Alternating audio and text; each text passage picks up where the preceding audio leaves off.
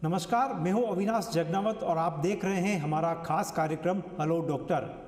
और आज के कार्यक्रम में हमारे बेहद खास मेहमान हैं Pacific medical college and hospital के चर्म रोग विभाग के विशेषज्ञ डॉक्टर शिवानी भारद्वाज। मैम, स्वागत है आपका हमारे कार्यक्रम में। नमस्कार। डॉक्टर शिवानी भारद्वाज पिछले एक दशक से चर्म रोग विशेषज्ञ के रूप में अपनी सेवाएं दे रही हैं और उन्होंने कई ऐसे मरीजों का उपचार किया है जो कि चर्म रोग की गंभीर बीमारियों से जूझ रहे थे। करीब 6 साल से ये Pacific medical college and hospital में चर्म रोग विभाग के हेड के रूप में काम कर रही है।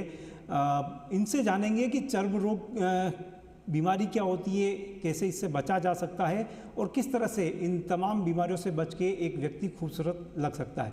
मैम, किसी की भी इच्छा होती है कि वो बहुत खूबसूरत दिखे, उसका चेहरा अच्छा हो, उसकी स्किन जो है वो अच्छी हो, लेकिन चर्म रोग क्या होता है और किस तरह की बीमारियां चर्म रोग के अंदर आती है? देखिए, चर्म रोग विभाग के अंदर क्लिनिकल डर्मेटोलॉजी सारी चर्म रोग की बीमारियों का इलाज किया जाता है। उसके बाद में वेनेरियोलॉजी यानी कि जो यौन संबंधित समस्याएं हैं उनका इलाज किया जाता है, और लेप्रेसी जिसको आम भाषा में कुष्ठ रोग कहा जाता है उसकी समस्याओं का निदान किया जाता है। चर्म रोग के अंदर अपनी चर्म की बीमारियां, बालों की बीमारियां, नाखून की बीमारियां और मुंह की बीमारियों का भी इलाज किया जाता है। तो चर्म रोग एक वास्ट कैटेगरी है जिसके अंदर बहुत सारी चीज़ों का हम समाधान किया जा सकता है। तो मैम, जैसे अगर बच्चों की हम बात कर रहे हैं तो क्या जब लेडी प्रेग्नेंट है तो उसको क्या ध्यान रखना चाहिए कि उसका बच्चा जब जन्म ले वो स्वस्थ तो ही हो लेकिन चर्म रोग से जुड़ी हुई बीमारियां उसको नहीं हो? देखिए, जब एक महिला प्रेग्नेंट होती है तो उसके अंदर बहुत तरीके के हार्मोनल चेंज होते हैं जो कि 9 महीनों के अंदर उतार चढ़ाव पाए जाते हैं। तो जो महिला प्रेग्नेंट है उसके अंदर भी बहुत तरीके की चर्म रोग के पिगमेंट्री चेंजेस जो कि कलर पैदा करने वाली कोशिकाएं उनका उतार चढ़ाव होता है। आपने देखा होगा जो महिलाएं प्रेग्नेंट होती हैं उनकी पेट पे एक सीधी लाइन आ जाती है, पैरों में सूजन आ जाती है, कई लोगों को खुजली होने लगती है, कई लोगों के काले निशान हो जाते हैं, चेहरा डल पड़ जाता है। तो ये सब चेंजेस चमड़ी में जो प्रेग्नेंट लेडी है उसके आते हैं। लेकिन बच्चे की स्किन अच्छी रहे इसके लिए सिर्फ आप खाने पीने का ध्यान रख सकते हैं। अच्छा खाएं पिएं, क्योंकि जो महिला प्रेग्नेंट है उसके अंदर iron deficiency, folic acid deficiency रह सकती है, तो उसके सप्लीमेंट्स अपने गायनेकोलॉजिस्ट के संपर्क में आके उसका सप्लीमेंट्स लिए जाएं। अपन ये नहीं कह सकते कि बच्चे को कोई रोग नहीं होगा, चर्म रोग नहीं होगा, लेकिन खान पान से इस चीज़ को ये किया जा सकता है कि बच्चा स्वस्थ पैदा होगा। लेकिन कई ऐसी संक्रमण हैं जो कि लास्ट ट्राइमेस्टर में हो जाने की वजह से बच्चे में ट्रांसफ़र हो सकते हैं, लेकिन उसका हमारे सारे जितने भी गायनेकोलॉजिस्ट हैं उसका चेकअप आजकल सभी लोग फर्स्ट ट्राइमेस्टर में ही कराने लग गए हैं, और कुछ इन्वेस्टिगेशंस डिलीवरी के जस्ट पहले भी होते हैं। तो इन चीज़ों का पकड़ में आना आजकल काफ़ी आसान हो गया है, जो कि हम प्रेगनेंसी के दौरान ही पकड़ लेते हैं और उसका इलाज किया जा सकता है। मैम, आपने कहा कि बालों से जुड़ी बीमारी भी चर्म रोग से आती है।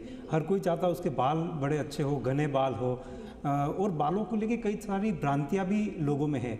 चाहे वो हेयर लॉस को लेके हो जाए, किसी के एक सफ़ेद बाल आया उसको तोड़ दिया तो ज़्यादा बाल आ गए, किसी ने कलर यूज़ कर लिया तो उससे ज़्यादा सफ़ेद बाल आ गए या उससे हेयर लॉस होने लग गया। तो ये तमाम भ्रांतियाँ क्या सही है और किस तरह से बालों को जो है वो सुरक्षित रखा जा सकता है? देखिए, जो हेयर लॉस है या गंजापन है ये एक महिला और एक पुरुष दोनों में पाया जा सकता है।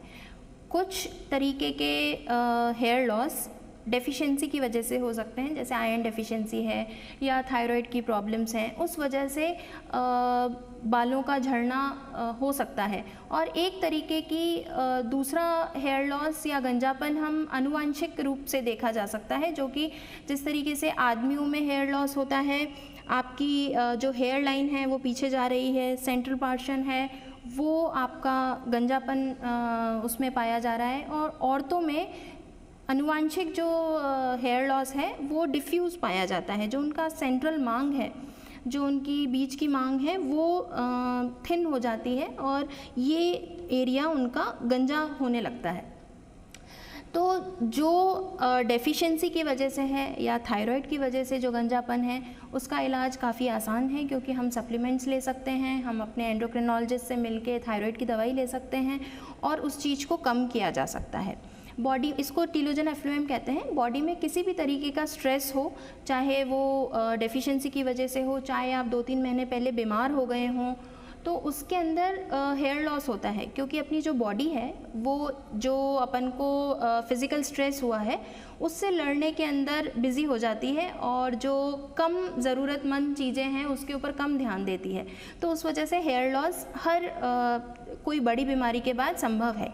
जैसे कि प्रेगनेंसी के बाद में बहुत सारी महिलाएं हैं जिनको प्रेगनेंसी के 2-3 महीने बाद बाल झड़ने बहुत तीव्रता से झड़ने लगते हैं, जो कि 9 महीने में, 12 महीने में आप दवाई भी ले सकते हो या बिना दवाई के भी ठीक हो जाएंगे। लेकिन जो आनुवांशिक रूप का हेयर लॉस है उसका ट्रीटमेंट अपन को जीवन भर लेना पड़ेगा जब तक आपको बाल चाहिए। बहुत सारे पेशेंट्स आते हैं आजकल, तो बहुत यंग जो पुरुष हैं उनके अंदर भी एंड्रोजेनेटिक एलोपेशिया कहा जाता है, जिसमें रिसीडिंग हेयर लाइन होती है, यहाँ से बाल झड़ने लगते हैं, यहाँ से बाल झड़ने लगते हैं। तो वो पूछते हैं इलाज कब तक लेना पड़ेगा। तो हम उनको यही समझाने की कोशिश करते हैं कि ये जो है वो हार्मोनल आपका हेयर लॉस है। जो हार्मोन्स आपको आदमी बना रहे हैं, जैसे कि टेस्टोस्टेरोन, DHT, उनका इफ़ेक्ट बालों पे रिवर्स होता है, वो गंजापन पैदा करते हैं। तो हम ये हार्मोन्स तो आपकी बॉडी से निकाल नहीं सकते क्योंकि आप हमेशा आदमी रहेंगे, लेकिन इसका लोकल इफ़ेक्ट हम कम कर सकते हैं। वो हम दवाइयों से, किसी प्रोसीजर्स से ये हम कर सकते हैं। तो इसका इलाज जब तक रहता है जब तक आपको बाल चाहिए। आजकल जो एंड्रोजेनेटिक एलोपेशिया है उसके बहुत तरीके के नए इलाज आ गए हैं। हम दवाइयों से, जैसे कि मिनॉक्सिडिल है, कैपेक्सिल है, रेडेंसिल है, ये अपन दे सकते हैं। कुछ ओरल दवाइयाँ दे सकते हैं जो खाने की टैबलेट्स हैं, और हम कुछ प्रोसीजर्स कर सकते हैं जैसे कि platelet rich plasma therapy, growth factor concentrate therapy, micro needling कर सकते हैं, स्कैल्प बोटॉक्स है, स्कैल्प थ्रेड्स है, हाइड्रा स्कैल्प ट्रीटमेंट्स हैं। ये सब ट्रीटमेंट से हम बालों की ग्रोथ बढ़ा सकते हैं। और फिर लास्ट के अंदर हेयर ट्रांसप्लांट तो है ही। लेकिन हेयर ट्रांसप्लांट 1 दशक पहले ऐसा था कि बहुत सारे लोग हेयर ट्रांसप्लांट कर रहे थे, लेकिन अब हेयर ट्रांसप्लांट और जो मेडिकल सर्विसेज हैं, मेडिकल ट्रीटमेंट्स हैं, इनके बीच में प्रोसीजरल जो थेरेपीज़ हैं, जैसे कि मैंने मेंशन किया PRP, GFC, माइक्रो नीडलिंग, इस तरीके के बहुत सारे प्रोसीजर्स अब आ गए हैं जिनकी वजह से हम हेयर ट्रांसप्लांट को थोड़ा पीछे खिसका सकते हैं, जिससे हम टाइम ले सकते हैं कि हम इन सारे प्रोसीजर से भी अपने बाल उगा सकते हैं।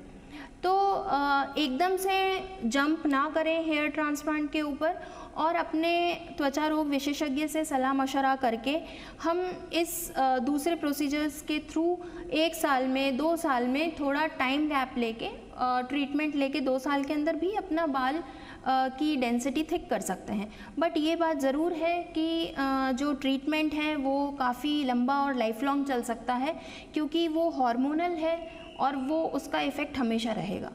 मैम, ये तो हो गई कि हेयर को बचाने का, लेकिन कई सारी महिलाएं में देखने को मिलता है अनचाहे बाल उनके आ जाता है, चाहे चेहरे पे हो या सब, तो वो इसके पीछे क्या कारण रहता है और क्या उसका कोई परमानेंट ट्रीटमेंट है?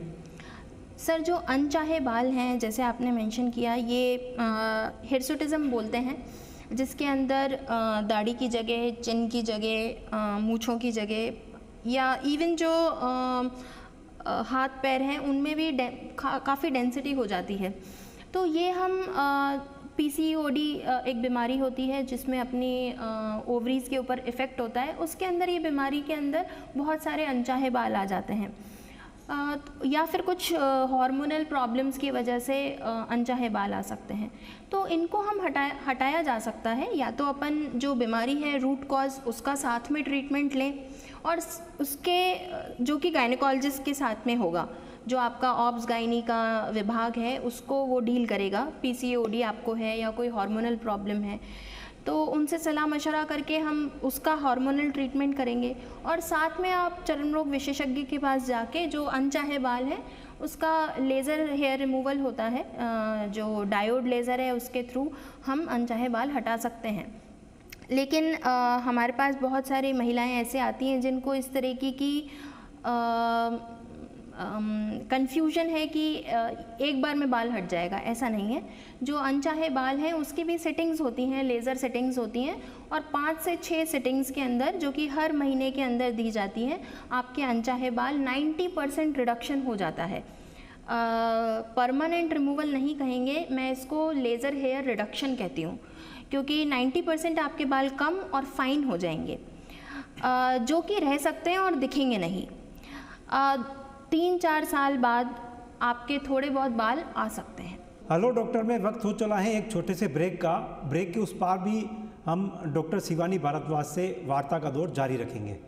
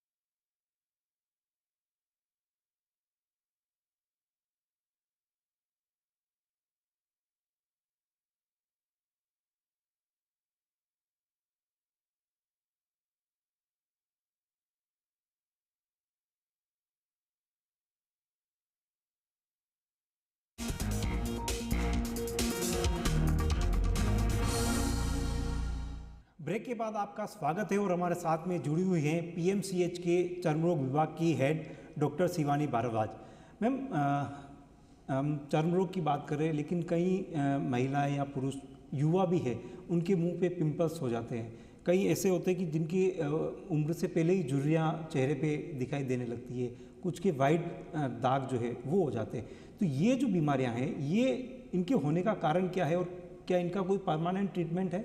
देखिए, एक्ने आपने जिस कहा कील मुहासे, एक्ने जो है वो भारत देश में मोस्ट कॉमन स्किन डिसऑर्डर है, जो कि सभी लोगों में तरुणावस्था या प्यूबर्टी के आसपास पैदा होता है, क्योंकि अपने इस अवस्था के अंदर बहुत सारे शरीर में हार्मोनल चेंजेस होते हैं।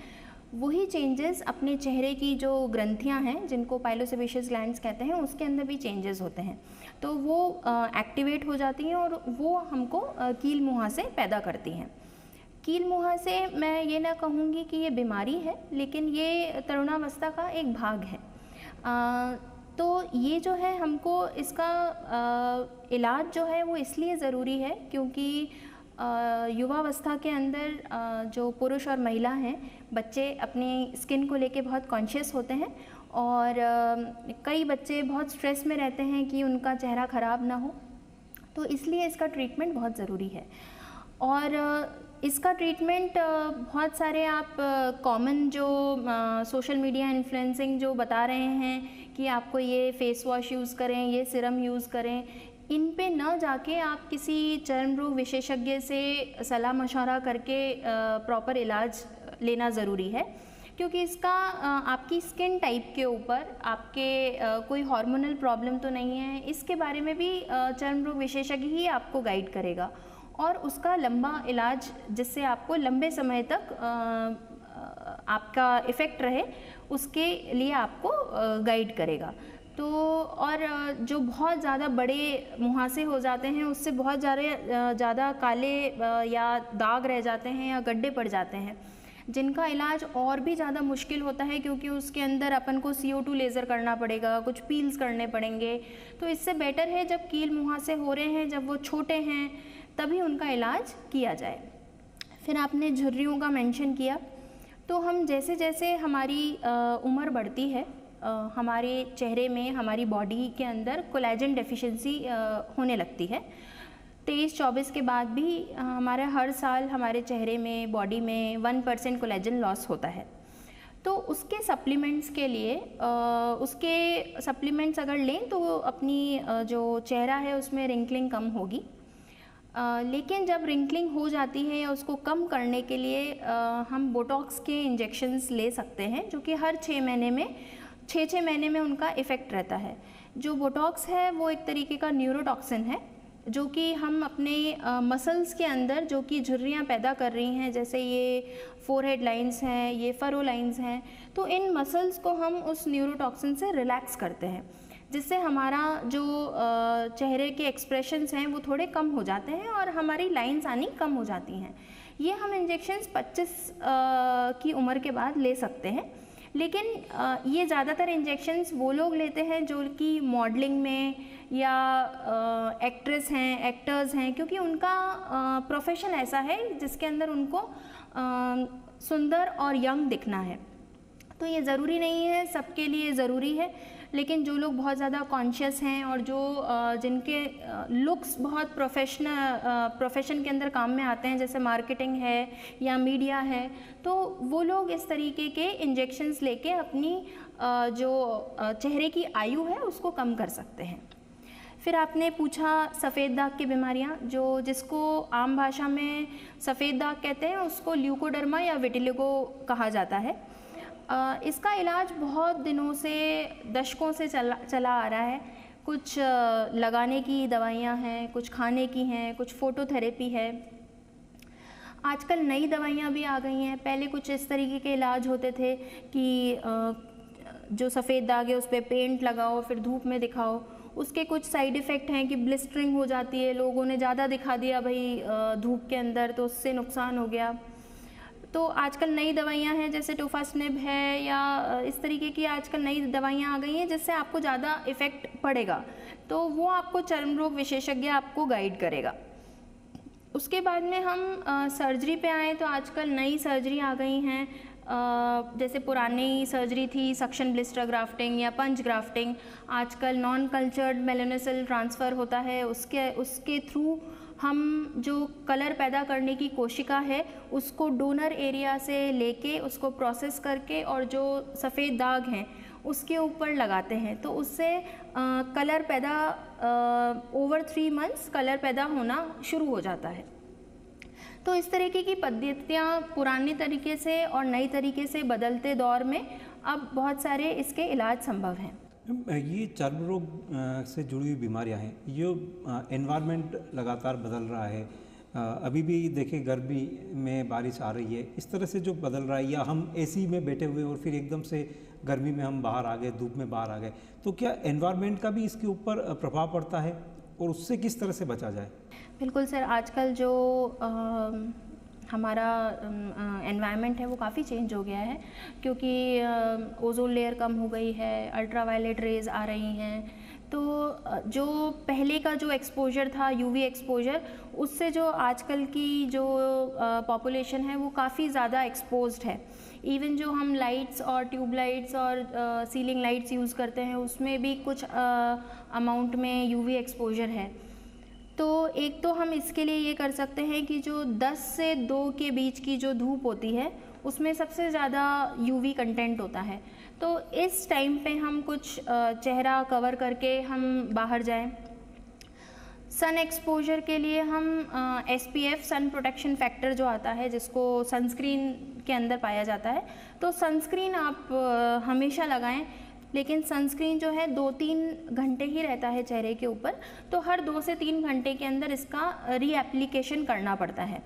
तो sunscreen is a must nowadays, क्योंकि सन एक्सपोजर सभी का है, चाहे आप घर के अंदर हो, चाहे आप बाहर हो, यूवी एक्सपोजर है। तो sunscreen is must which has to be used every 2 to 3 hours. फिर आप कौन सा सनस्क्रीन यूज़ कर रहे हो? अगर आप मेडिकेटेड सनस्क्रीन यूज़ कर रहे हो तो वो आपको सस्ता भी पड़ेगा, क्योंकि जो भाई लैक्मे के प्रोडक्ट्स आ रहे हैं या जो कोई फैंसी सनस्क्रीन आ रहे हैं वो फालतू में कॉस्टली हैं, क्योंकि भाई उनमें फ्रेगरेंस अलग है, उसमें कुछ फाउंडेशन डाल दिया है। तो आप कोई मेडिकेटेड सनस्क्रीन अगर आप सलाह मशवरा करके दोगे तो वो ज़्यादा सस्ता पड़ेगा आपको। और मिनिमम SPF यानी कि सन प्रोटेक्शन फैक्टर 30 जो है वो इंडियन पॉपुलेशन के लिए ठीक है, 30+ होना चाहिए आपका SPF फैक्टर, और PA3+ होना चाहिए। ये मिनिमम आपकी रिक्वायरमेंट है, आप कोई सा भी मेडिकेटेड सनस्क्रीन यूज़ कर सकते हैं। Pacific medical college and hospital में कोई चर्म रोग से जुड़ा हुआ व्यक्ति आता है जिसको भी बीमारी है, किस तरह से यहाँ पे इस डिपार्टमेंट को डेवलप किया गया है और किसी का ट्रीटमेंट किस तरह से बेहतर हो पाए, उसके लिए क्या क्या चीज़ें ध्यान रखी जाती है? देखिए, पैसिफिक मेडिकल कॉलेज के अंदर जो चर्म रोग विभाग है उसके अंदर बहुत सारे विशेषज्ञ हैं। 6 तो हमारे पास प्रोफेसर्स हैं, एसोसिएट हैं, हमारे पास एक बहुत अच्छी यंग असिस्टेंट प्रोफेसर्स की टीम है। तो ये सभी लोग मिलके हमने जो अपना विभाग डेवलप किया है उसके अंदर हम सारी कॉस्मेटोलॉजी कर रहे हैं, सारी डर्मेटोसर्जरी कर रहे हैं। जो आप प्राइवेट क्लिनिक में जाएंगे, जो चीज़ आपको 10 गुना चार्ज होगी वो यहाँ पे बहुत ही कम कॉस्ट के अंदर करी जा रही है। अब कई लोग पूछते हैं या डाउट करते हैं कि ऐसा क्यों है कि भाई हेयर ट्रांसप्लांट बाहर 1.5 लाख में हो रहा है, हमारे यहाँ 10,000 में हो रहा है, ऐसा क्यों? देखिए, ये मेडिकल कॉलेज है और हमारा एम है जो यंग बच्चे हैं जो सीख रहे हैं उनको सिखाना। तो हमारे जो चेयरमैन सर हैं राहुल अग्रवाल सर, उनकी बहुत अच्छी सोच ये है कि हम सब चीज़ बच्चों को सिखाएं। इसके लिए ज़्यादातर लोग आएँ और ये प्रोसीजर्स कराएं। इसके लिए उन्होंने दाम इतने कम रखे हैं कि सब बच्चे सीख भी लें, और जो लोग अफोर्ड नहीं कर सकते, भाई हेयर ट्रांसप्लांट बाहर 1 लाख 1.5 लाख का हो रहा है, जो आदमी ये सब अफोर्ड नहीं कर सकता वो यहाँ आके कराए तो उसका काफ़ी कम दाम के अंदर और एक अच्छी टीम के थ्रू हेयर ट्रांसप्लांट हो सकता है। इवन विटिलिगो सर्जरी जो कि बाहर काफ़ी दामों में होती है, 30,000, 40,000, 50,000, वो हम खाली 5,000 में कर रहे हैं। तो कॉस्टिंग बहुत कम है हमारे यहाँ।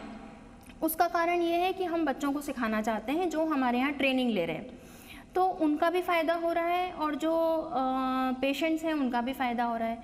हमारे पास सारे हाई एंड लेज़र्स हैं जिससे हम लोगों की समस्याएं का समाधान कर रहे हैं, उससे हमारे बच्चे भी सीख रहे हैं और पेशेंट्स का भी इलाज हो रहा है।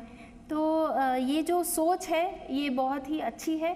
और जो ये हमारा डिपार्टमेंट ऑफ डर्मेटोलॉजी है, राहुल सर के निर्देशन में हम ये जो चीज़ कर पा रहे हैं, लोगों का मदद कर पा रहे हैं, बच्चों को सिखा पा रहे हैं, क्योंकि इन्हीं चीज़ों के लिए बच्चे जो हैं, जो हमारे MD रेजिडेंट्स हैं, वो बाद में फेलोशिप्स करते हैं।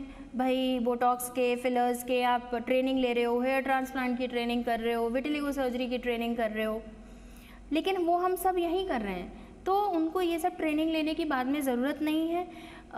तो वो निकलते ही बहुत अच्छे विशेषज्ञ बनेंगे जिनको सारी चीज़ों का बहुत अच्छे से ज्ञान है, तो और लोगों की मदद हो रही है। तो ये सोच बहुत ऊंची है और बहुत अच्छी है। बहुत बहुत शुक्रिया मैडम हमसे जुड़ने का। तो ये थे Pacific medical college and hospital के चर्म रोग विभाग के हेड डॉक्टर शिवानी भारद्वाज, जिन्होंने बताया कि कैसे हम अपनी त्वचा को सुरक्षित रख सकते हैं, कैसे हम खूबसूरत रख सकते हैं, किन प्रोडक्ट से हमको बचना चाहिए, और जो अगर हमारे को चर्म रोग की कोई बीमारी हुई है तो एक विशेषज्ञ चिकित्सक के पास जाकर अपना उपचार कराना चाहिए ताकि हम उसके साइड इफ़ेक्ट से भी बच पाए। जुड़े रहिएगा हमारे इस खास कार्यक्रम हेलो डॉक्टर से। अगले एपिसोड में हम और एक चिकित्सक से मिलेंगे और बात करेंगे कि किस तरह से आप अपने आप को स्वस्थ रख पाते हैं। धन्यवाद।